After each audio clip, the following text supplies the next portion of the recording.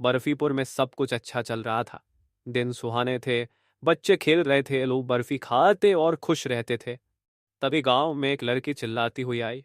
वह नदी से आ रही थी और बोली कि मेरी गाय नदी पर चारा खा रही थी, पता नहीं अचानक कहाँ चली गई। धीरे धीरे बाकी गांव वालों की गाय भी अब गुम होने लगी। गांव में लोग चीख रहे थे और रो रहे थे क्योंकि उनकी गाय गुम हो रही थी और उनका कोई भी पता नहीं चल रहा था। यहाँ अब दूध खत्म हो रहा था क्योंकि गाय का कुछ अता पता नहीं चल रहा था। दूध न होने के कारण बर्फी बनाने बंद हो गया था। बर्फीपुर के हलवाई अब खतरे में पड़ गए थे क्योंकि उनका काम बंद हो रहा था। यह बात अब गांव के मुखिया के पास पहुंच गई।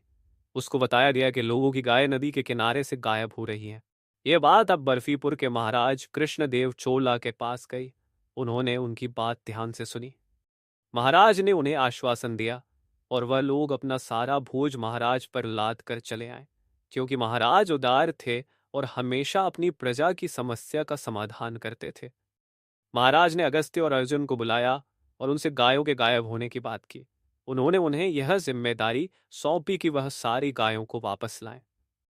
तो अर्जुन और अगस्त्य दोनों मिलकर आज नदी पर गए और उन्होंने वहां एक रात बिताई। उस रात उन्हें कुछ भी नहीं मिला और वह वापस आ गए। अगली रात फिर वह दोनों नदी पर गए और इस बार उन्होंने गाय साथ ली। गायों को छोड़कर वह अब एक पेड़ के पीछे छुप गए और इंतजार करने लगे। तभी वहां एक काला साया आया और उन गायों को लेकर गायब हो गया। अर्जुन और राजकुमार अगस्त्य बहुत ही हैरान हुए और बहुत भयभीत थे कि यह क्या हो रहा है।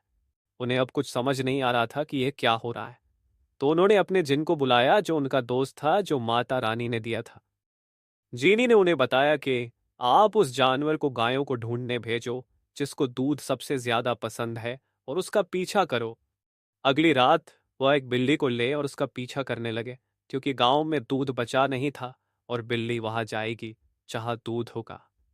बिल्ली जंगल की तरफ हो ली और अर्जुन और अगस्त्य भी उसके पीछे थे। बिल्ली को उन्होंने जानबूझकर भूखा रखा ताकि वह दूध की ओर जाए और उन्हें असली अपराधी का पता चल जाए। बिल्ली अब उन्हें एक स्थान पर ले गई। वह एक गुफा थी। वहां पर सभी गायें बंधी हुई थी।